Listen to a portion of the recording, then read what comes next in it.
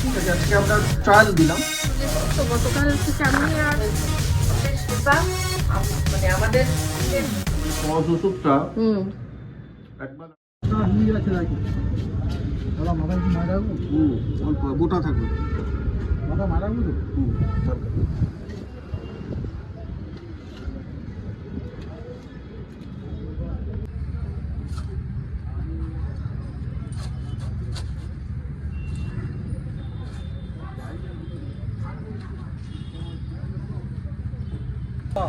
মাছ খেয়েছেন?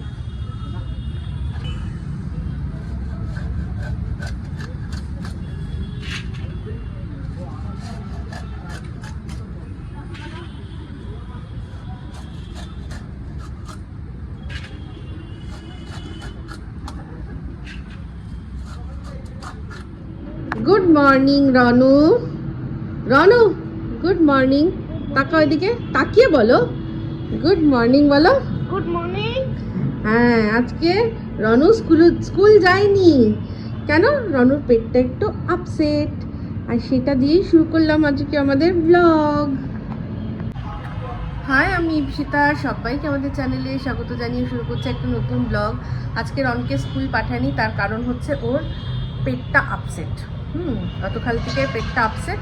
তো কালকে একটা ওষুধ দেওয়া হয়েছিল, উর্বি ওষুধ দিয়েছিল ওই বাড়িতেই ওর পেটটা একটু খারাপ হয়েছিল।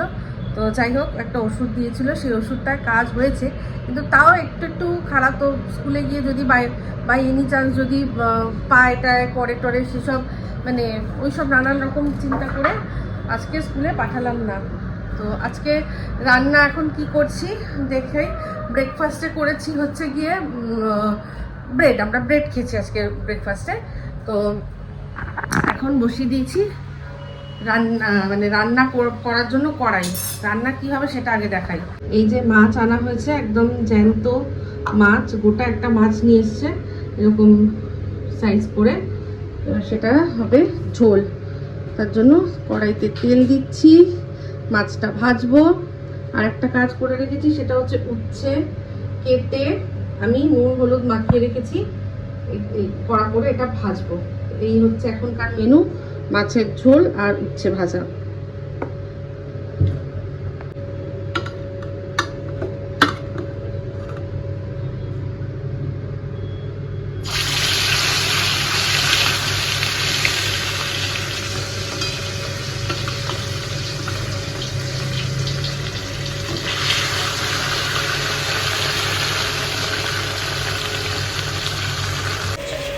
মাছের ঝোল মানে মাছের মশলা কষানো হয়ে গেছে, ঝোল হওয়ার জন্য জল গরম বসিয়েছি। মাছ তো ভাজাই, আর রনু মাঝে মাঝে এসে দেখে যাচ্ছে। তো মাছের ঝোলটা আজকে একটু অন্যরকমভাবে করার চেষ্টা করেছি, যদি ভালো হয় তবেই বলবো কি দিয়েছি, না হলে ভুলে যাবে একবারই। আশা করি মানে খাওয়ার মতো হবে। একটু অন্যরকম মশলা দিয়েছি, ঠিক আছে। প্রায় হয়ে গেছে কষা, তেল একদম কম, তেল নেই বললেই চলে, তাই তেল ভেসে ওঠার কোনো ব্যাপার নেই। যখনই দেখবো এটা একটু চকচক করছে তখনই বুঝবো যে মশলা কষানো হয়ে গেছে, তেলটা চকচক করছে, কারণ তেল সত্যি আজকে একদম অল্প দিয়েছি। এই যে মাছের ঝোলের ফাইনাল লুক এরকম হয়েছে। এবার কেমন খেতে হয়েছে আমি জানি না, সেটা রনুর খাওয়া দেখে বুঝবো। এই যে পেঁপেটা মিস্টার দেব নিয়ে এসছে, তার মধ্যে দিকে বললি তিনটে বীজ বেরিয়েছে, তাই মিস্টার দেব বলছে আমি কচি নিয়ে এসেছি। কচি কোথায়, তো পাকা। তার মধ্যে মাঝখানে তিনটে শুধু। এটা ধরো আমাদের রনু টাপুরা গোগো, আমাদের তিন ছেলে মেয়ে তিনটে বীজ নিয়ে এসছে। তো পেঁপেটা খুব ভালো মনে হচ্ছে। আজকে আমি ওই নায়ক সিনেমার মতো এর মধ্যে লেবু নিম্বু মারকে আমি খাবো। তোমার লম্বা লম্বা করে কাটা উচিত ছিল। এই তো উচিত ছিল কি, তো এটা কি না, ওরা যেন লম্বা করে, ওরা এক পাশে ও খাচ্ছিল, এক পাশে ও দিয়ে এরকম করে খাচ্ছিল। তো তুমি করবে না? তাহলে আবার কি আছে, আমি হাফই খাচ্ছি। ঠিক আছে, তুমি একা খাবো, তাই জন্য লেবু নিয়ে এসে দাও আমাকে। লেবু আর বিট নুন এনে দাও। আচ্ছা, এর মধ্যে এরকম করে লেবু দিয়ে, হ্যাঁ, আর উপরে এই যে মশলাটা, এটা ওই যে ইয়ে বাদাম কেনার বাদামের সময় সাথে, হ্যাঁ বাদামের সাথে যেই মশলা, জিরে আর লঙ্কা, জিরে আর বিট নুন, হ্যাঁ বিট নুন মিশিয়ে, এই গন্ধ বেরিয়েছে ভালো লেবুর। আহা, এই দিয়ে খাবো। আজকে আমি ভাত অর্ধেক খেতে খেতে খেতে পারিনি, উঠে পড়েছি অর্ধেক ভাত আমাদের রণবাবুর কল্যাণে। তাহলে তুমি এটা খেতে খেতে গানটা খাও, রুটি সুকি খা কে, কি জানো, রুকি সুকি রুটি, হ্যাঁ, তেরে হাতো মে খা কে আয়া বড়া মজা। গরম করে খাচ্ছ কেন, কাজ কাজ কাজ গরম করে খাও, ঠান্ডা ঠান্ডা পানি গরম করে খাও, যেরকম করে ওরা খাচ্ছিল। বললাম ওখানে ও এক পাশে ছিল, ঠিক আছে, তুমি এক পাশ থেকে ও যে এক পাশ থেকে যেরকম খাচ্ছিল ওরকম করে খাও, টাক টাক টাক টাক টাক এরকম করে। সিঙ্গেল সিঙ্গেল খাওয়াতে ওরকম মজা নেই, বুঝলে? খাও না, তুমি- করে খাও। না, ওরম আমি খেতে পারবো না। আরে একটু চেষ্টা তো করো। না তুমি নাও, না না, তুমি খাও, আরে না। আম পেঁপে খেতে ভালো লাগে না। ভালো জিনিস খাবে কেন, খাও। তুমি আগে খাও, খাও না।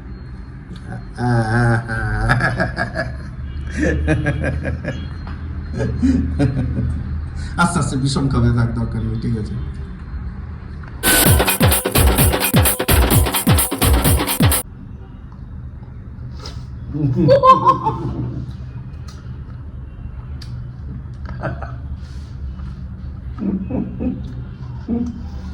ঠিক আছে। আমি খাইয়ে দিলাম, ভালো জিনিস খাবে না। তারপর বলে এমন লাগছে, হেব্বি লাগছে না? হ্যাঁ, উপকারই পাবে না তাহলে। Good evening. আজকে আমাদের মানে চিকেন হবে দু রকমের আমাদের আজকের ডিনারে। এক আমি করছি মুরগিনির একদম পাতলা ঝোল, সেটা করব কি পেঁপে দিয়ে, পেঁপে আলু দিয়েছে, পেঁপে আলু। আজকে মিত্রদের আবার মানে আরেকটা কচি পেঁপে হেভি নিয়ে এসেছিল, একটাও ভেতরে বীজ একদম নেই, তো মাস্টার হয়ে গেছে মিস্টারদের, বাইরে থেকে দেখে বুঝে যায় কোনটা কচি আর কোনটা কচি না। এটাকে আবার অন্যরকম ভাবেও নিতে পারে, এই কথাটা ডবল মিনিং কথা হয়ে গেল। তো যাই হোক, আমি করছি মুরগিনির পাতলা ঝোল আর মিস্টারদের করবে চিকেন চাপ, অথেন্টিক চিকেন চাপ। আজকে এক্সপেরিমেন্ট হবে। হ্যাঁ, আজকে এমনি পিস দিয়ে হবে, একটু বড় বড়, বাট হ্যাঁ, চিকেন চাপ তো অলওয়েজ জয়েন্ট পিস দিয়ে হয়, পিস দিয়ে হয়, হ্যাঁ। তো সেটা আজকে করব না। সবচেয়ে ভালো হয় কক দিয়ে। যেই আমি শুনেছি ইপসিতার লাইট ঝোল করবে, আমি বলেছি একটু চিকেন সরিয়ে রাখো, আমি আলাদা করবো। এই যে, এইটুকু চিকেন সরিয়ে রেখেছে, এটা দিয়ে আমি আলাদা একটু চাপ করবো, আর ছেলের জন্য পাতলা ঝোল করছে। পাতলা ঝোল করছি, এটার মধ্যে আজকে মশলা সব আমি একদম কুচিয়ে দিয়েছি, ঠিক আছে? তো এই হচ্ছে এখনকার আমাদের plan.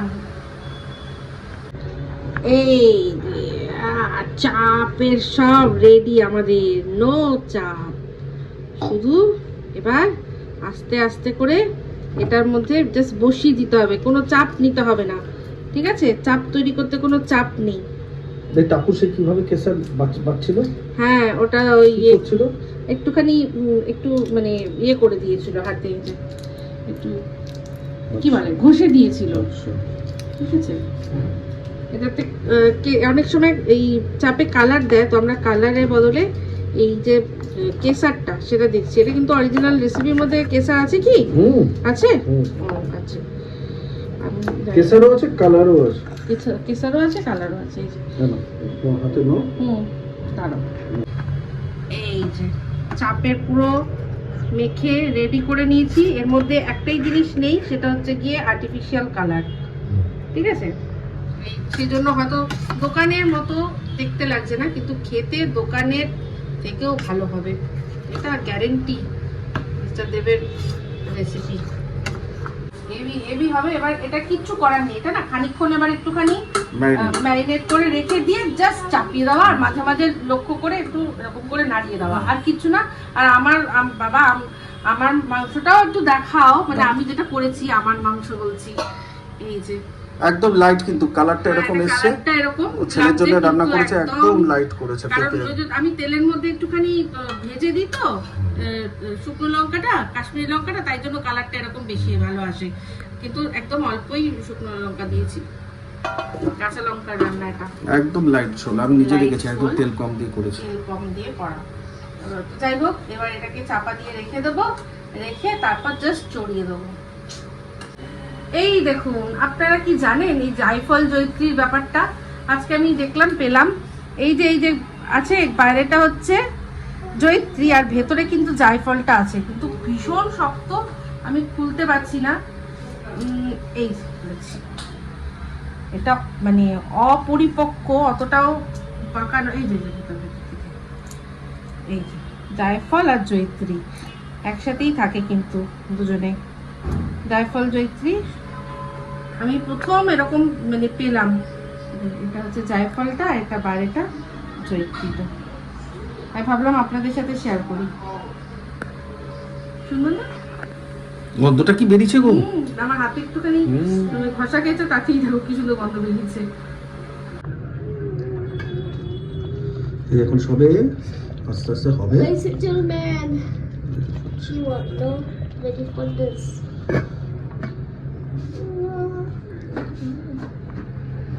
Ladies and gentlemen, you are not ready for this. এই যে আমাদের চাপের এই এরকম এখন পজিশন। অ্যাকচুয়ালি চাপ করতে হয় ছড়ানো জায়গায়, কিন্তু আমরা শুধু তাই না, চাপ করতে জয়েন্ট পিসে। হ্যাঁ, এটা তো আমাদের ছোট ছোট পিস ছিল, হ্যাঁ। তাই একটু চিকেনটা একটু সিদ্ধ হয়ে গেছে, বাট ঠিক আছে, আজকে আমরা ট্রায়াল দিলাম। হ্যাঁ, তাই হচ্ছে চাপের এখনকার চেহারা। আমরা এইটাতে করেছি হেভি বটম, যে এগুলোতে স্যুপ টুপ করে বা ভাত টাত করে, এটার মধ্যে করেছি শুধুমাত্র হেভি বটম বলে। সময় এখন রাত 1টা। হঠাৎ করে মিস্টার দেবের নাক থেকে গল গল করে রক্ত বেরোচ্ছে। একটা ওষুধ আছে স্টপ বলে, ওটা খেলে ঠিক হয়ে যায়। সামনে এখানে রেমেডি আছে, রেমেডিতে আমি বাবাকে পাঠালাম, নেই। তো যাই হোক, বাবার পক্ষে এখন অন্য কোথাও যাওয়া সম্ভব নয়, তাই আমি বেরোলাম। বেরিয়ে এখন ওই একটা র্যাপিডো বুক করেছি, আমি গিয়ে নিয়ে আসবো। গড়িয়া যাব, গড়িয়ার র্যাপিডোর সাথে কথা বলে নিয়েছি, যাব, ওষুধটা কিনবো, দাঁড়াবে, ওয়েট করবে, তারপরে সে আবার এখানে ছেড়ে দিয়ে যাবে, সেই অনুযায়ী কথা হয়েছে। তো যাই হোক, প্রচণ্ড রক্ত বেরোচ্ছে, গল গল করে রক্ত বেরোচ্ছে পুরো। যাই হোক, টাপুর ফোন করছে। বাড়ি ফিরে এসেছি আর মিস্টার দেবকে ওষুধ দিয়ে দিলাম। তো যাই হোক, এখন ওষুধটা খেয়েছে, পুরোপুরি এখনও থামিনি। তো অনেক শখ করে সুন্দর করে খেতে দিলাম, খেতে পারলো না। তো যাই হোক, আমি এইসবের মধ্যে গরম গরম রুটি, এই রুটিটা চাটুতে বসিয়ে আমি ভুলেই গেছি, তার মধ্যেই রুটি করছিলাম, তার মধ্যে মিস্টারদেরকে রুটি দিতে এসেই ওই কাণ্ড ঘটলো। এটা তাওয়াতে থেকে থেকে দেখুন বিস্কুট হয়ে গেছে। তো যাই হোক, আমি খেয়ে নেবো। হচ্ছে ব্যাপার, হঠাৎ করে কোথা থেকে কী হলো বুঝলাম না। তো যাই হোক, এখন ওষুধ খেয়ে রেস্ট নিচ্ছে, আশা করি ঠিক হয়ে যাবে, নাহলে কালকে যেতে হবে ডক্টরের কাছে, গিয়ে একটু কনসাল্ট করতে হবে। খুব ভালো, আমি একটা মানে রাইডার পেয়েছিলাম র্যাপিডো থেকে, একদমই অল্প বয়সী দিদি করে কথা বলছিল, একদম বাচ্চা ছেলে একটি। বললো, দিদি তুমি সঠিক সময় পেয়েছো। ওই গেল ও ওয়েট করলো, আবার একেবারে ওষুধটা নিয়ে আমাকে একদম সেফলি দরজা মানে একদম গেটের সামনে ছেড়ে দিয়ে, আমি যতক্ষণ না গেছি ততক্ষণ ওখানে দাঁড়িয়েছিল, যে দিদি সাবধানে যেও। বললাম, হ্যাঁ বাবু, আমি দরজা বন্ধ করে চলে যাবো। ছোট্ট একটা ভাইয়ের মতো। তো এইরকম, এই যে এরা রয়েছে বলে রাত বিরতে কিন্তু সত্যি কথা বলতে অনেক সুবিধা, নাহলে আগে মানে ভাবতেই পারি না এরকম একটা রাত হয়েছিল, যে সময় কেউ ছিল না। সে সময় সারা রাত আমি অপেক্ষা করে কি করব না বুঝে লাস্টে উবার বুক করে মিস্টার দেবকে নিয়ে গেছিলাম আইরিশে। সেখান থেকে তারপর কেপিসি ওষুধ কিনতে। তো যাই হোক, সেইটা আমার মনে পড়ছিল। তো এই হচ্ছে ব্যাপার, ওষুধটা আনতে পেরেছি আমি, এইতে আমার শান্তি। আর এই বাড়ির সামনে যে নার্সিংহোমটা, যে হসপিটাল মানে নার্সিংহোম, ওখানকার যে মেডিসিন শপ, একটুও কোনো একটু সামান্য আর কি সহানুভূতি তাদের নেই, আর একটু সামান্য তাদের মানে এরকম ব্যাপার নেই কি একটু শুনি। প্রথমত বাবা গিয়ে অনেকক্ষণ দাঁড়িয়েছিল, বলছে নেই, কেউ খেতে গেছে, মানে হয়তো মানে কোনো মতে বন্ধ করে দিয়ে হয়তো তারা ব্যস্ত, আসবে না। তো তাও বাবা দাঁড়িয়ে থাকাতে থাকাতে এসেছে, এসে তারপর না এই ওষুধ নেই, সেই ওষুধ নেই। ওষুধটার কোনো তো আমি প্রেসক্রিপশান আমার কাছে তো ছিল না তখন, ওই তাড়াহুড়োর মধ্যে তো প্রেসক্রিপশান খুঁজে পাইনি। অনেক আগে মিস্টার দেবকে দিয়েছিল, আমার নামটা মনে ছিল, সেইটা আমি লিখে পাঠিয়েছিলাম, দিলই না কোনো রকমভাবে। যাই হোক, এইগুলো সাধারণ এমার্জেন্সি ওষুধ, এগুলো এমন কোনো ওষুধ না।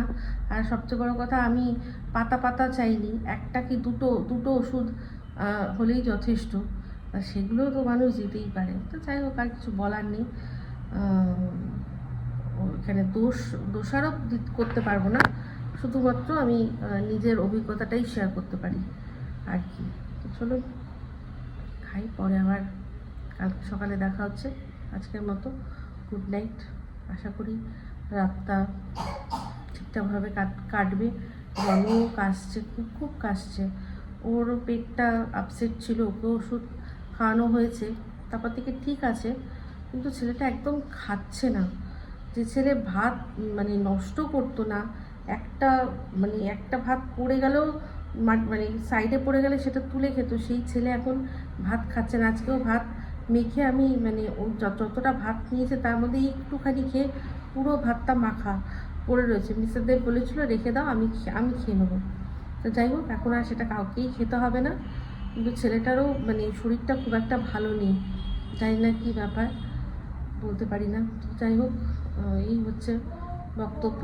যাক, আজকে রাতটা কাটুক, কালকে তারপর দেখা যাবে, কাল সকালে আবার আসছি। এখনকার মতো গুড নাইট। 2012 আমি ডেটটা সেট করতে গিয়ে দেখছি যে 2012, এটা আমাদের হচ্ছে গিয়ে ডিজিটাল ক্যামেরা, সেই সময়কার 2012 কিছু আগেই কেনা। এবার সরাসরি 2026। এই যে মিস্টার দেবকে নিয়ে এসেছি ডক্টরের কাছে, ডক্টর চেম্বার। এটা আমাদের এখানেই রামগড় বলে একটা জায়গা আছে, ওখানে। আর আমি তার আগে পুজো দিয়ে চলে এসেছি। তো গতকাল থেকে আমি আর অনেক কিছু হয়েছে, আজকে সকালে আমি রনকে নিয়ে বেরিয়ে অনেক কাজ বাজ করতে হচ্ছে, কিছুই ক্যামেরাবন্দি করতে পারিনি, জানেন তো আমি একটু পুরো হয়ে যাই। যাই হোক, ডাক্তারের কাছে। এই যে আমরা এখন রিক্সায় উঠেছি, এবার রিক্সা করে যাচ্ছি। রনুকে এপাশে বসিয়েছি, আর এই যে আমরা এপাশে। রনু, আমরা এবার রিক্সায় উঠেছি, এই রনুকে বসিয়েছি এপাশে, আর আমরা এপাশে দুজনে বসেছি। আমরা দুজন নিয়ে একদিকে আর রনুকে একদিকে বসিয়েছি, রিক্সা করে চলেছি আমরা। Good morning. আজকে হচ্ছে যে 18 তারিখ, আর সকালে এখন ব্রেকফাস্টে বানাচ্ছি ক্ষীরের পোলাও। তো গতকাল তো আপনারা দেখলেন, গতকালকে যা আপনাদের সাথে শেয়ার করেছি তাতে বুঝলেন মিস্টার দেবকে ডক্টরের কাছে নিয়ে যাওয়া হয়েছে। তো ডক্টর কি বললো না বললো তার সম্পর্কে কিছু আমি আর কালকে এসে বলতে পারিনি, এখনই বলছি। এই যে জিনিসটা হয়েছে, নাক থেকে যে ব্লিডিং হয়েছে, তার মেন কারণ হচ্ছে গিয়ে প্রেশার প্রচণ্ড হাই। আর শুধু হাই নয়, দুটো হাতে প্রেশার নিল। যে সাধারণত দেখা যায় যে আমাদের নর্মালি যেটা হয় যে বা হাতে যখন প্রেশার না হয় সেটা বেশি থাকে, ডান হাতেরটা কম থাকে, কিন্তু মিস্টার দেবের উল্টো। তো যাই হোক, ওষুধ দিয়েছে,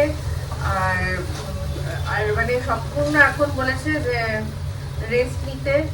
আর মিস্টার দেবের যে মানে কি বলবো খুব পছন্দের একটা জিনিস সেইটা ছেড়ে দিতে বলেছে, মিস্টার দেব ছেড়েই দিয়েছে। তো এটা একটা নতুন আপডেট। যাই হোক,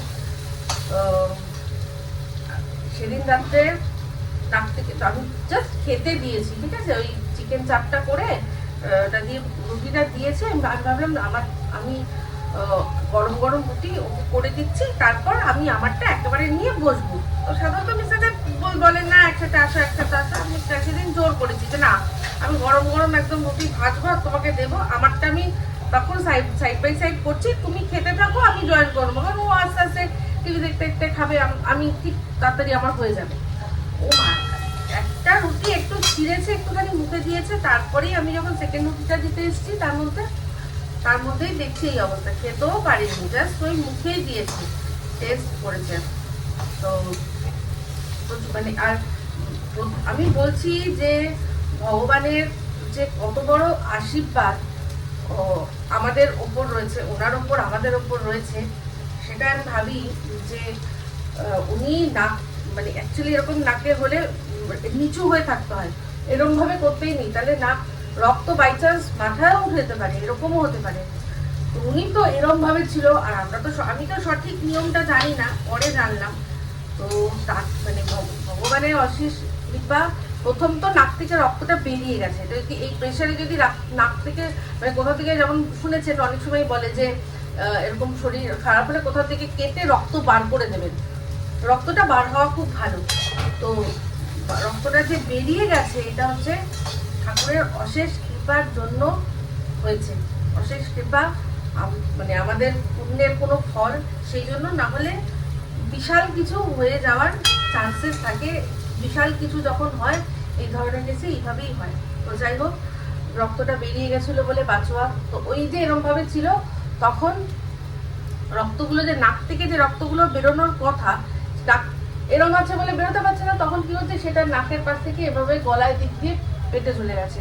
তো এরকম অনেকক্ষণ ধরে হতে হতে গা গুলিয়ে উঠেছে, যখন মানে করেছে গা গুলিয়ে উঠে যখন বমি করেছে, মানে রীতিমতো পুরো রক্ত, পুরো ব্লাড। আমি তার মধ্যেই কি হচ্ছে আমি বুঝতে পারছিলাম বলে আমি বালতিটা নিয়ে এসেছিলাম, বাথরুম থেকে বালতি নিয়ে এসেছি। তো বালতিটা আমি দিয়েছি, উনি ফেলেছে। আর তাছাড়াও মানে আমি দেখাচ্ছি না, দেয়ালের মধ্যে পুরো ব্লাড স্টেন। কারণ এগুলো এনক্যাশ করার মতো মেন্টালিটি আমাদের নিয়ে ভালো করে জানেন। তো শরীর খারাপ হচ্ছে মানুষের, আমাদের যখন দেবের রক্ত বেরোচ্ছে পুরো ফ্লোরে, বাথরুমের ফ্লোরে, বেসিনটা দেখলে আপনারা ভয় পেয়ে যেতেন। যারা রক্ত দেখতে পারে না তারা বেসিনটা দেখলে ভয় পেয়ে যেতেন। ওই রকম অবস্থা। আমি মাথা ঠান্ডা, মানে আমি ভাবছি যে আমাকে ঠান্ডা থাকতেই হবে, আমাকে এটা হ্যান্ডেল করতে হবে। টাপুর ফোনে ছিল, অনেক রাত্রে উর্বিদের ফোন করেছি, ওর তো আয়রা ঘুমায় বলে ফোন সাইলেন্ট করে রেখে দেয়। এবার আমি একটা সময় ভাবছি যে এবার আমাকে নিয়ে যেতেই হবে হসপিটালে বা নার্সিংহোমে, নিয়ে যেতেই হবে। তো সামনে কাছাকাছি একটা আছে, ভেবেছিলাম ওখানে আমি নিয়ে যাবো, একটা মানে ওবার বা একটা গাড়ি বুক করে আমি নিয়ে যাব। তো বলছে না আমি যাবো না, দাঁড়াও দাঁড়াও দাঁড়াও দাঁড়াও। তো দেখলেন ওষুধ নিতে গেছিলাম, তো ওষুধ নিলাম, ওষুধটা নিয়ে কিছুক্ষণ পর তারপর কাজ হয়েছে। পুরো ওই সূর্যবংশমের একটা সিন আছে, মানে রেফারেন্সের জন্য আপনাদের বলছি, যেখানে ওই অমিতাভ বচ্চনকে মানে ক্ষীর, যেটা 20 মাস মিশানো ক্ষীর খেয়ে দিয়েছিল, তারপর সে মুখ থেকে যেরকম করছিল একদম ওই রকম সেম দৃশ্য আমি মানে নিজের চোখে দেখেছি। এটা যে কতটা পেইনফুল এটা আপনারা নিশ্চয়ই বুঝবেন। তো যাই হোক, এখন ডাক্তারের সাথে কথা মানে বলে সমস্ত জেনেছি, ওষুধ নিয়েছি, কয়েকটা টেস্ট দিয়েছে, সেই টেস্টগুলো করতে হবে। আমি বলে দিয়েছি যে নিজের শরীর, এটা তো রন নয় যে তাকে আর কি স্পুন ফিড করাবো বা তাকে জোর করে কিছু করাবো। এবারকে তো মানে এই মানুষকে তো নিজেকেই নিজের শরীরের যত্ন নিতে হবে, বুঝতে হবে যেটা অ্যালার্মিং। তো যাই হোক, সবাই বলেছে যে তোমার ছোট বাচ্চা, তুমি এবার একটুখানি নিজের প্রতি যত্ন নাও। তো বলে এখন আপাতত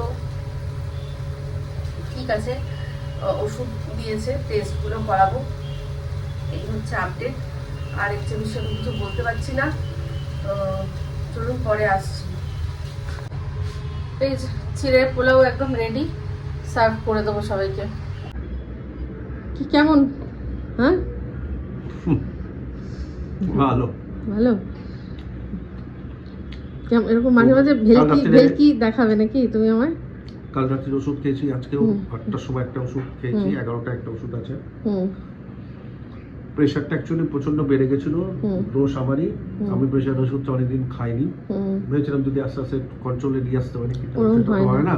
প্রেশারের ওষুধ সারা জীবনে, এই জন্যই সিমটমও বুঝতে পারিনি, ভেতর ভেতর দিয়ে বেড়ে গেছে।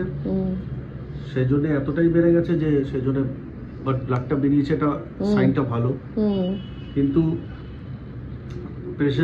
প্রেশারের ওষুধ সকালে খেয়েও আমি যখন ডক্টরের কাছে গেছি তখনও মাপার পরও দেখলাম আমার 175। মানে আগের প্রেশার ওষুধটা কাজ করছিল না, কাজ করতো যদি তুমি ওটা রোজ খেতে। তুমি হঠাৎ করে একদিন যদি মনে হবে যে চলো প্রেশারের ওষুধ খাই, তাহলে কি করে কাজ করবে? রোজ যদি খেতে, মানে প্রেশারের ওষুধ মানুষ রিলিজিয়াসলি খায়, মানে একদম নিয়ম নিষ্ঠা করে। আর প্রেশারের ওষুধও খাওয়া বন্ধ করে দিয়েছিল, আর স্মোকিংটাও বেড়ে গেছিল। কাজের চাপে টেনশনে আমি কখন যে খেয়ে ফেলি বুঝি না, বাট ওটা খুব বাড়াবাড়ি হয়ে গেছিল, বেড়ে গেছিল। ওটাও একটা সাইন প্রেশার বাড়ার। সেই তো এখন ঠাকুরের আশীর্বাদে এখন ঠিক হয়ে গেছি। মানে প্রেশার ওষুধটা এবারে কন্টিনিউ খাবো, চেঞ্জ হয়েছে ওষুধ। ঠিক ঠিক ঠিক আছে। বাট সেদিন দীপশিতা জায়গায় অন্য কেউ হলে কিন্তু মারাত্মক ভয় পেয়ে যেত। মানে আমি নিজেও ভয় পেয়ে গেছি, মানে যেভাবে ব্লাড বেরিয়েছে না, আমি নিজেও ভয় পেয়ে গেছি। মানে নন স্টপ বেরিয়ে যাচ্ছে। এবারে নাক দিয়ে যত বেরোচ্ছে, নাক থেকে তো ডাইরেক্ট সব জায়গায় ছড়াবে। সেই জন্য আমি এরকম ভাবে ছিলাম যাতে পড না পড়ে, নাক থেকে রক্তটা গিয়ে গলার মধ্যে ইনট্যাক্ট হচ্ছে, ওখানে জমছে। এবারে এতটাই হয়ে গেছে যে আমি বমির মতন আসছে। আমি ওকে বললাম তাড়াতাড়ি বালতিটা দাও। বালতিটার মধ্যে যখন বমিটা গেছে, সেই তুমি বলেছো ওইরকম পুরো এমন বলেছে যে এখনো একটু দেওয়ালে একটু ছিটা আছে, এগুলোকে আমি পরে পরিষ্কার করব। ওটা করে ওটা স্টেন রিমুভ হয়ে যাবে। হ্যাঁ, দেওয়ালে ছিটা আছে। মানে সত্যি বলতে ও বলে মানে ভয় পাইনি, অন্য কেউ হলে ভয় পেয়ে যেত। আমি নিজেই ভয় পাচ্ছিলাম যে এত ব্লাড বেরোচ্ছে। না, আমি একটা সময় পর বললাম যে এবার নিয়ে যেতে হবে, তখন আমিও ভয় পেয়েছি। প্রথমটা দেখো, তোমার আগেও এরকম একবার হয়েছিল, তো তখন তাও মাথা ঠান্ডা রেখে এই ওষুধটা মানে পজ ওষুধটা একবার আমরা জেনেছিলাম, বিকজ আমাকে একটা ডেন্টিস্ট দিয়েছিল দাঁতের, মানে যে ব্লাড বেরোচ্ছিল রাত্রির বেলা প্রচুর ব্লাড বেরোচ্ছিল। চিনি ফিনি ঠান্ডা জল টল দিয়ে কুচকুচু করে বরফ টরফ দিয়ে কোনো রকম আটকেছিলাম। তারপরে যখন সকালে ডেন্টিস্টের কাছে গেছিলাম তখন উনি বলেছিলেন পজ দিয়েছিল। সেটা আমরা জানি যে পজ এরকম ননস্টপ ব্লাড বেরোলে পজ খেলে ব্লাডটা আটকে দেয়।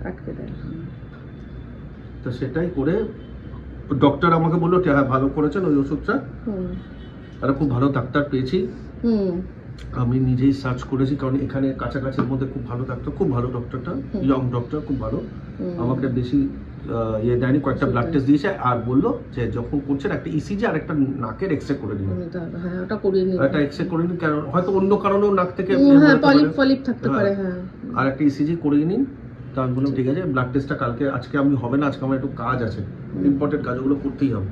কালকে ভাবছি ব্লাড টেস্টটা করাবো, আর কোথাও কাছাকাছি এক্সরেটা ওই ইসিজিটাও করে নেবো, করে রিপোর্টগুলো ডক্টরকে পাঠিয়ে দেবো, তারপরে যা হবে। তো এরকম মিস্টারদের মাঝে মাঝে আমাকে ভেলকি দেখাবে, আমি ভেলকি এরকম করবো। এরকম কোন দিন এরকম হবে যে আমি আবার সেই চাপ ফালতু কথা, ফালতু কথা। হ্যাঁ, এর আগে ফালতু কথা মুখ দিয়ে বার করবে না। আচ্ছা ঠিক আছে, চলো যাই হোক, ফালতু কথা না বার করে এখন ব্লগটা এখানেই এন্ড করে দিচ্ছি। যদি ভালো লাগে তাহলে অবশ্যই লাইক শেয়ার কমেন্ট করতে ভুলবেন না। যারা চ্যানেলটা সাবস্ক্রাইব করেননি তারা সাবস্ক্রাইব করে দেবেন। সবাই ভালো থাকবেন, সুস্থ থাকবেন। আবার আসছি খুব শীঘ্রই একটা নতুন ব্লগ নিয়ে। চ্যানেল থেকে ফ্রেন্ডস, তো আমি আপনার